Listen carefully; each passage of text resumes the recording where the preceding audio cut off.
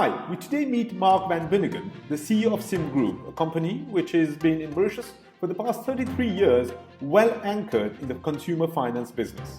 Mark himself comes from the consulting background before branching out into the financial services world, and his outlook towards this whole pandemic is more towards how do we change things, how do we make more in terms of digitalization and other projects. Let's listen how he's weathered the storm and his outlook towards the future. Hi Mark, thanks for being here on the show. Hi Roshan, great to be with you. So Mark, you've been the CEO of Cim Finance for a few years now, and I'll just remind the audience here that Cim Finance is a company into consumer finance. You not only do hire purchase, but also leasing, factoring, but are also accredited for MasterCard and Visa for credit cards. Now, you aim mainly at the mass market. And with the economic outlook right now, things could be not very easy for your client base. How do you see the economic outlook? Well, Roshan, I think a lot will really depend on the extent of job losses in the economy. And the level of social security the government provides for those that lose their jobs. As everyone knows, tourism is a critical employer in the Mauritian economy.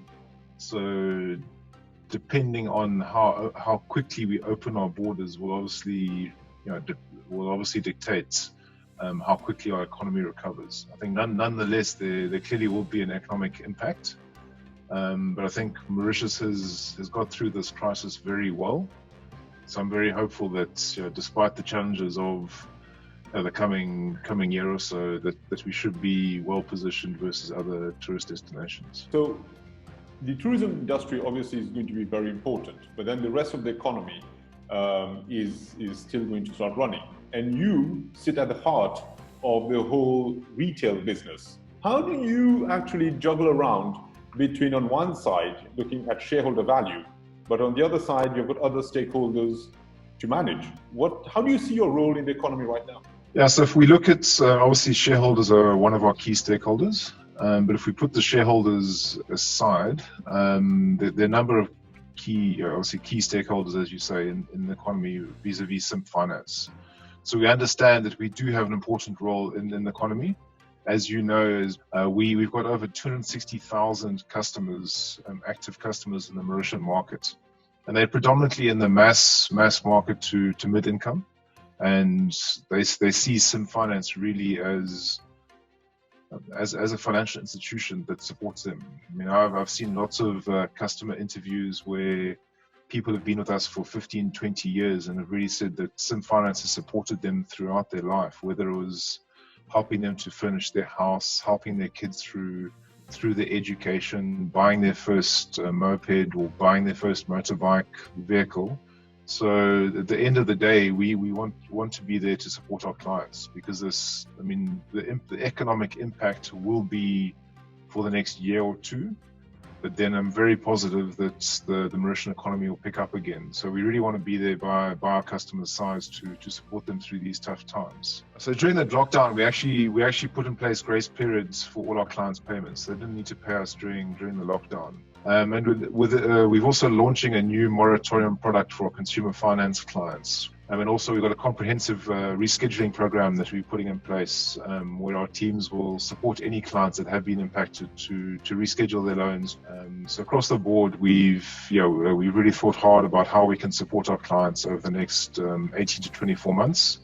And we will be there to support them, because we understand they will be impacted, but our client base has been very loyal to Cim and has, and so we want to be there for them during this time. That's great that you're actually supporting your clients and really coming up with new products.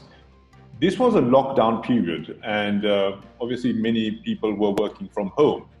But coming up with new innovative products right in the middle of a lockdown, how do you manage to get a team to start thinking quickly about such things? How do you do about that from a leadership style of things? Well, I guess the first aspect is actually moving to, remote or work from home. But we got set up very quickly, and we had about 200 of our staff working from home during the lockdown. And we actually found that, like as a management team, we connected incredibly well during the lockdowns. We had daily management team meetings, really understanding what were the key issues we're dealing with, and really pushing a lot of our key projects at a very fast pace. So we actually fast-tracked the launch of our consumer app by about 6 months. So we launched that last Monday. It's called More Finance. And the focus at the moment is it's a payments platform. And then we'll carry on the development of that app over the next few months. But really, it really helped us to focus on finding a solution for clients. We also launched a web portal for credit card processing for the clients that just wanted to process payments via their credit cards. That's one of the first things we launched within about 4 or 5 weeks of the lockdown.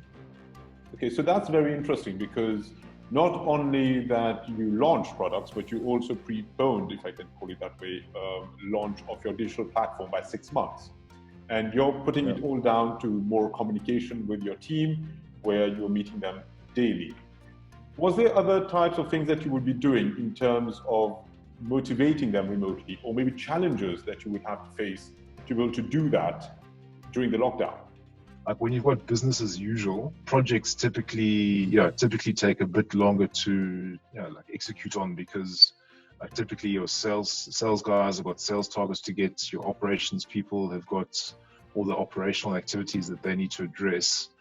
So now during lockdown, given that we weren't in a sales mode or in an operational mode, it really helped the whole team to get together and focus on executing all the key projects we wanted to execute against. I guess the management team meetings were one thing, but certainly just having a focus around the key project teams and regular interactions with key executives, including myself, to make sure that any issues were addressed very quickly, and any questions the team had, we could answer very quickly for them. This is very interesting what you're saying, because a lot of companies actually went the other way around, and they were a lot in the hair and the headlights mode during the lockdown, and they were concentrating on the present rather than the future. But you decided to look at the future mode more than just the operations.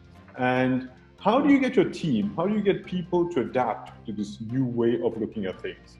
That's the most challenging part, right? So change always brings questions, always brings skepticism. So it's something as a leader you need to really get the buy-in of people. But like I said, that project that we launched in Mauritius for our smaller merchants, that was in the consumer finance area, which is our biggest business, and that really had a huge impact in terms of getting buy-in across the board, and people could see the impact that had in terms of taking turnaround time for much more manual processes that would take up to an hour for clients, like loan origination, taking that down to within 2 or 3 minutes with a facilitated merchant app. So I guess that was a huge benefit in terms of turnaround time for our clients, as well as less reliance on back office manual processes.